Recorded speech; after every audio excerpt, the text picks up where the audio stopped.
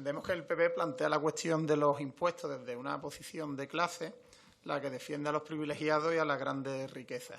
Le pongo ejemplo. El 11 de julio de 2012, titulado un periódico, Mariano Rajoy anuncia una subida del IVA del 18 al 21% y del 8 al 10% en el caso del IVA reducido. Un impuesto indirecto que no es proporcional y que pagan igual los ricos que los pobres. Al comprar unos zapatos se paga igual independientemente de la riqueza que ostente. 19 de septiembre, Moreno Bonilla, siguiendo a Ayuso, anuncia la supresión del impuesto de patrimonio en Andalucía. Decía el portavoz del PP, un anuncio histórico, una medida histórica para un impuesto que pagan los 17.000 más ricos de Andalucía en una comunidad que tiene más de 8 millones de habitantes y que está sufriendo grandes carencias en la educación y en la sanidad pública. Pero es que el 2 de octubre, Moreno Bonilla, otro titular, pide al Gobierno 1.000 millones de euros para combatir la sequía tras renunciar a 900 millones de impuestos propios. Poco antes, además, el PP vota en contra del impuesto a las grandes eléctricas, que están teniendo grandes beneficios y que pueden servir, entre otras medidas, para financiar la bajada del IVA de la luz o la bonificación de los carburantes. En definitiva, en España hay 3 personas que tienen cuya fortuna equivale al 30% de la riqueza de los más pobres. Es decir, que hay 3 personas que tienen igual que 14 millones de españoles y, por tanto, la fiscalidad tiene que ser progresiva. La semana pasada también el Gobierno anunciaba unas medidas fiscales que van a suponer el ingreso de 3.100 millones de euros, impuestos a las grandes fortunas para 2023-2024.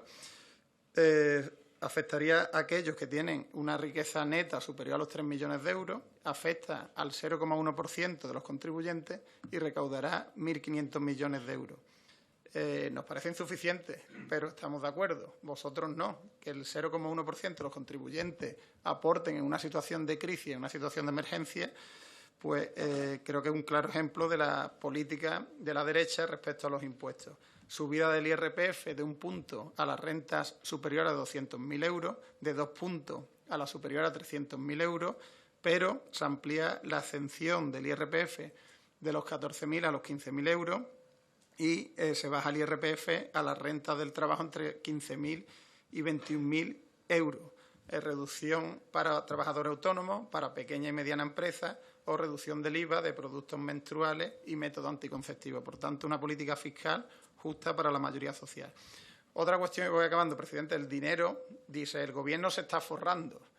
El dinero de los impuestos no es del Gobierno, no es del Gobierno. El dinero de los impuestos es de la sociedad.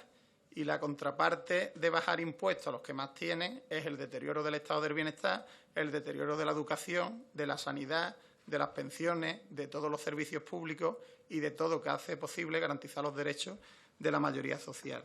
Decía un exdirector de la agencia tributaria en la época de Aznar, voy acabando, que cada euro que se nos detrae de impuestos es un pedazo de libertad que se nos hurta. Nosotros entendemos que no hay libertad sin una red de servicios públicos de calidad, sin política de redistribución de la riqueza y sin que el Estado sea garante del cumplimiento de los derechos que establece la Declaración Universal de los Derechos Humanos y la propia Constitución. Por tanto, no hay libertad sin justicia social.